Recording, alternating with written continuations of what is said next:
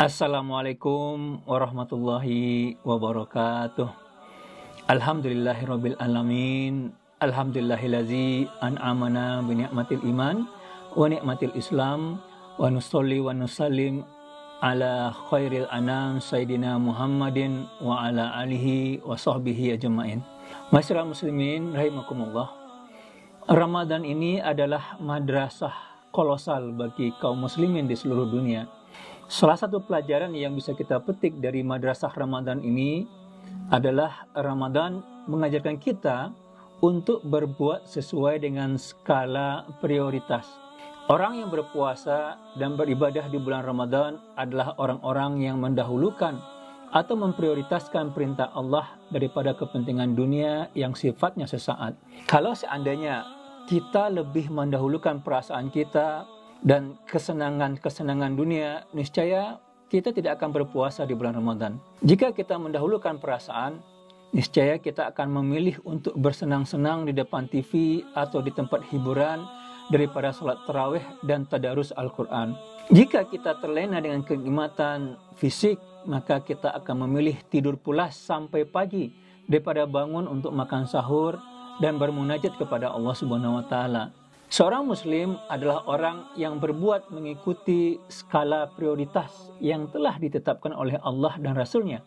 Ia akan mendahulukan ibadah yang wajib daripada ibadah yang sunnah. Ia akan mendahulukan kewajiban yang manfaatnya menyentuh masyarakat banyak daripada kewajiban yang hanya bermanfaat untuk dirinya sendiri.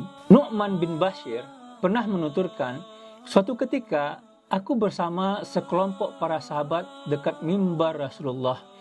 Saat itu ada seorang laki-laki yang berkata, setelah Islam ini, aku tidak peduli untuk tidak berbuat karena Allah kecuali memberi minum kepada jamaah haji.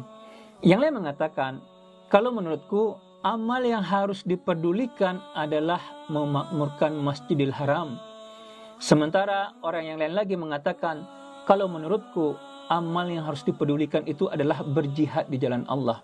Melihat para sahabat berdebat di dekat mimbar Nabi Sallallahu Alaihi Wasallam, Umar pun menghampiri dan menegur mereka.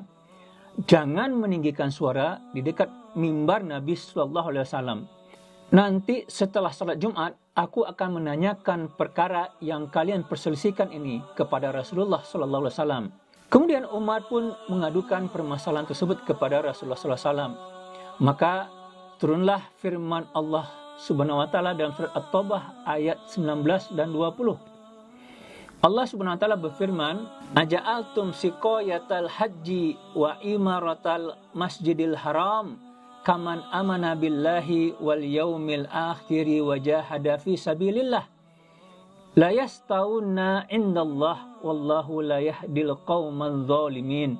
Apakah orang-orang yang memberi minum orang-orang yang mengerjakan haji dan mengurus Masjidil Haram kamu samakan dengan orang-orang yang beriman kepada Allah dan hari kemudian serta berjihad di jalan Allah?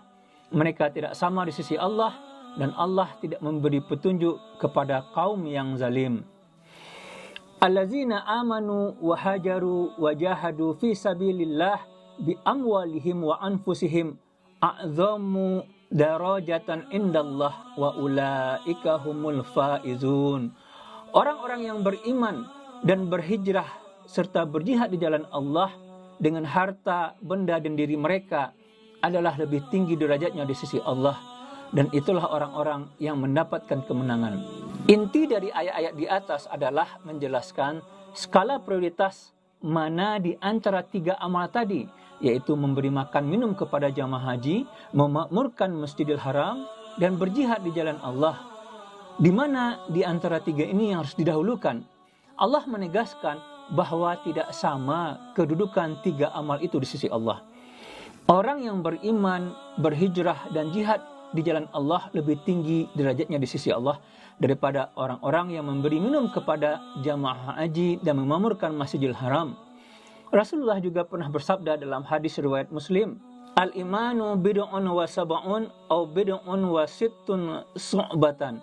Iman itu ada 70 lebih atau 60 lebih cabang. Fa'afdaluha qawlu la ilaha illallah. Dan yang paling utama adalah perkataan la ilaha illallah. Tidak ada illah, yang berhak disembah selain Allah. Wa athnaha imatatul adza an tariqi, dan yang paling rendah adalah menyingkirkan gangguan dari jalan. Hadis ini mengisyaratkan bahwa kita tidak boleh mendahulukan membuang kotoran dari jalan lalu mengabaikan prinsip tauhid. Amal untuk meninggikan kalimat tauhid, yaitu amal berdakwah dan berjihad di jalan Allah, haruslah didahulukan dari segala amal. Masyarakat muslimin rahimakumullah, akhirul kalam, mari kita merenung. Dengan rangkaian ibadah di bulan Ramadan yang mulia ini yang sudah kita lakukan, sudahkah kita mendahulukan mana amal-amal yang harus didahulukan dan mengakhirkan mana amal-amal yang harus diakhirkan? Sudahkah kita mendahulukan kewajiban daripada amal sunnah? Sudahkah kita mendahulukan dakwah daripada tilawah? Sudahkah kita mendahulukan kewajiban menegakkan syariat daripada tadarus dan salat sunnah? Marilah kita awas dan waspada dengan firman Allah dalam surat At-Taubah ayat 19. Wallahu la yahdil qauman zalimin, dan Allah tidak akan memberikan petunjuk kepada orang-orang yang zalim. Siapakah yang berbuat zalim dalam ayat ini? Mereka adalah orang-orang yang lebih mendahulukan memberikan minum kepada jamaah haji atau memakmurkan Masjidil Haram daripada berjihad di jalan Allah atau daripada berjuang menegakkan hukum-hukum Allah. Mereka itu adalah orang-orang yang berbuat tidak mengikuti skala prioritas yang telah ditetapkan oleh Allah dan Rasul-Nya. Fa'tabiru ya ulil absar la'allakum turhamun. Wabillahi taufiq wal hidayah. Assalamualaikum warahmatullahi wabarakatuh. Allahu Akbar, Allahu Akbar, Allahu Akbar,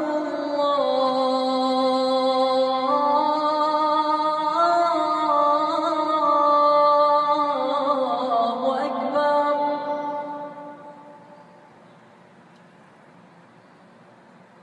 Asyhadu an la